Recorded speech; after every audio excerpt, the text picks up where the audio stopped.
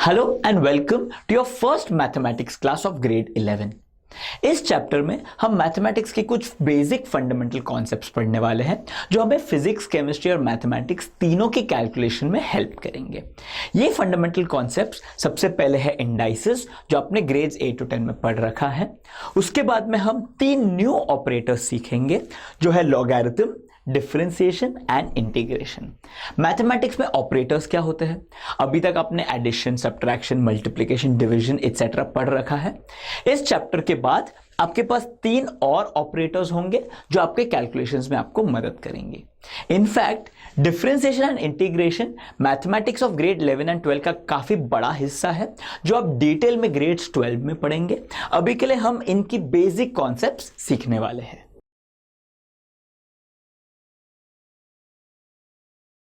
अब indices revise करने से पहले हम ये अप्रिशिएट करने की कोशिश करेंगे कि हमें क्यों करना होगा। अब तक जितने भी मैथमेटिक्स के चैप्टर्स आपने पढ़े थे उसमें कैलकुलेशंस इवेंचुअली सिंप्लीफाई होके एक लीनियर इक्वेशन के फॉर्म में बन जाते थे of the form y = ax + b।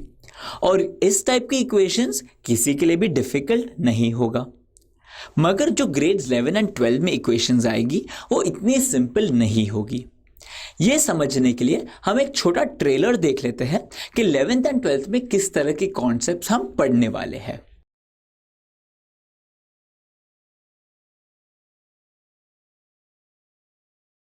Physics में आगे एक चैप्टर होगा रेडिएशन, जिसमें आप एक लॉ पढ़ेंगे जिसका नाम है स्टीफन बोल्ट्जमैन्स लॉ ये कहता है कि हर ऑब्जेक्ट जो भी टेम्परेचर पे हो उस टेम्परेचर पे वो कुछ एनर्जी एमिट या रेडिएट करेगा, और जो पावर वो एमिट करता है वो उस टेम्परेचर पे डिपेंडेंट होगा, which is given by the law P = constant × T⁴।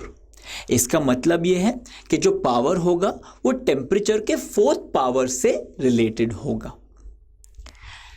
Physics के एक दूसरे चैप्टर ग्रेविटेशन में आप एक और लॉ पढ़ेंगे जिसका नाम है केपलर्स लॉ, जो ये कहता है कि प्लैनेट्स जब सन के अराउंड रिवॉल्व करते हैं तो the time taken by the planets to go around the sun हमेशा कांस्टेंट होता है, और ये जो टाइम है वो उस प्लैनेट की सन से डिस्टेंस पे डिपेंड करता है। फॉर्मूला ये कहता है कि T² = कांस्टेंट × R³, जिसका मतलब यह है कि the square of the time taken is proportional to the cube of the distance of the planet. Chemistry में एक चैप्टर होगा स्टेट्स ऑफ मैटर, जिसमें आप एडियाबैटिक प्रोसेसेस के बारे में पढ़ेंगे जो गैसेस के लिए प्रेशर एंड वॉल्यूम के बीच में रिलेशन डिफाइन करेंगे। फॉर एग्जाम्पल, अगर आपके पास एक बलून हो जिसको आप कंप्रेस करें ताकि उसकी वॉल्यूम कम हो जाए, तो उस बलून के अंदर जो गैस है उसकी प्रेशर अकॉर्डिंगली बढ़ जाएगी। प्रेशर एंड वॉल्यूम के बीच में रिलेशन है PV⁻⁴ = कांस्टेंट, जहां पे गामा अलग अलग गैसेस के लिए अलग अलग वैल्यूज लेता है। अब आप ये सोच रहे होंगे कि आपकी मैथ्स की फर्स्ट क्लास में हमने ये सारी कॉम्प्लेक्स टर्म्स इंट्रोड्यूस क्यों की। अगर आप चैप्टर्स का भूल जाए और इन सारे लॉ के नाम भी भूल जाए और सिर्फ फॉर्मूले पे फोकस करें, तो आप ये देखेंगे कि ये फॉर्मूले अब लीनियर इक्वेशंस नहीं है। इनकी कैलकुलेशंस थोड़ी और कॉम्प्लेक्स होने वाली है, और इनकी कैलकुलेशंस को सही से करने के लिए आपको इंडाइसेस एंड एक्सपोनेंट्स की नॉलेज की ज़रूरत होने वाली है। इसलिए अब हम इंडाइसेस एंड एक्सपोनेंट्स की प्रॉपर्टीज़ को रिवाइज करेंगे।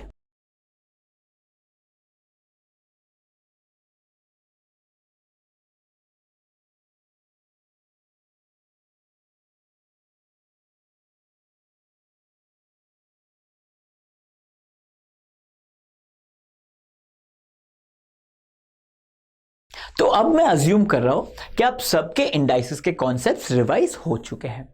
Now it is time for your first ever concept test in mathematics.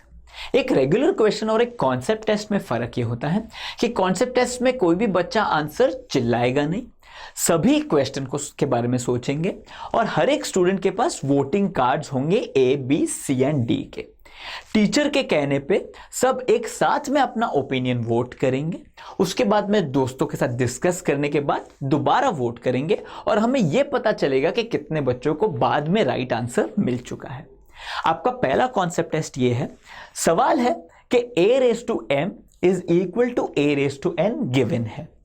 इसका मतलब यह है कि a option m always equal to n, b option m equal to n तब होगा जब a ग्रेटर देन 0 होगा, c option m equal to n अगर m और n ग्रेटर देन 0 होगा, या फिर D option m and n एक दूसरे से अलग हो सकते हैं एंड ये फिर भी वैलिड होगा। अब मैं चाहता हूं कि सब इस सवाल पे सोचे and teacher concept test conduct करे।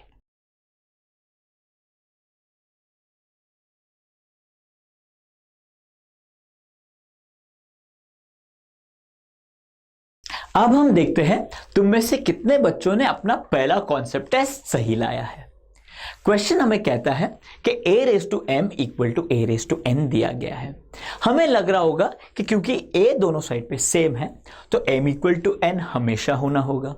फॉर एग्जाम्पल अगर हमने a इक्वल टू 2 ले लिया तो 2 cube equal to 8, right hand side पे 2 raise to n equal to 8 तभी होगा जब n की वैल्यू 3 होगी, जो कहता है कि m इक्वल टू n होना ही होगा।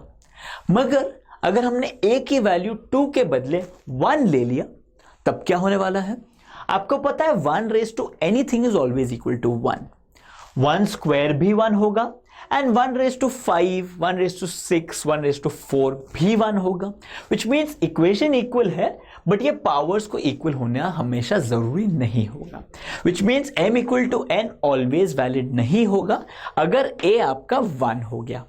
सिमिलरली ये ऑप्शन भी गलत हो जाएगा क्योंकि a equal to 1 satisfies a greater than 0, मगर m इक्वल टू n नहीं हो रहा है तो ये ऑप्शन भी गलत है।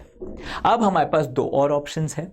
आप ये भी देख सकते हैं कि हमने ले लिया था m एंड n दोनों को पॉजिटिव। फॉर एग्जाम्पल यहाँ पे m एंड n था 2 एंड 3 या 4 रिस्पेक्टिवली, तब भी m equal to n true नहीं था, विच मीन्स ये ऑप्शन भी गलत है और सही ऑप्शन इस केस में है ऑप्शन डी, जो कहता है कि m and n can be different. इसके लिए आपके पास दूसरे नंबर्स भी हैं। आप ये भी देख सकते हैं कि 0 अगर आपने ले लिया तो 0 cube is 0, 0 square 0 raise to 1 is also 0, which means कि इस केस में भी m एंड n इक्वल नहीं होगा। मैं चाहता हूं कि आप और ऐसे नंबर्स के बारे में भी सोचने की कोशिश करें, 1 एंड 0 के अलावा भी आपको कुछ नंबर्स मिल जाएंगे।